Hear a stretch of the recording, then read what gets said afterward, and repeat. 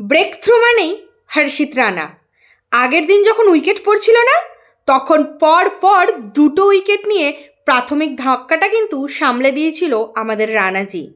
আজও ঠিক সেই একই জিনিসের পুনরাবৃত্তি।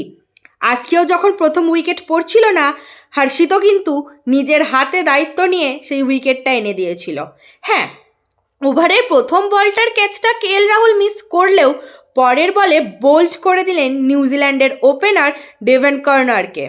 ওয়ানডে ক্রিকেট হিসেবে হর্ষিত রানা 8 নম্বরে ব্যাট হাতে গুরুত্বপূর্ণ রান দেন।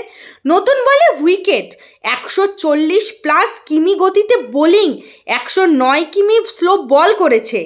নতুন বলে ওপেনিং জুটি ভাঙছে, মিডল অর্ডারে গুরুত্বপূর্ণ উইকেট নিচ্ছে।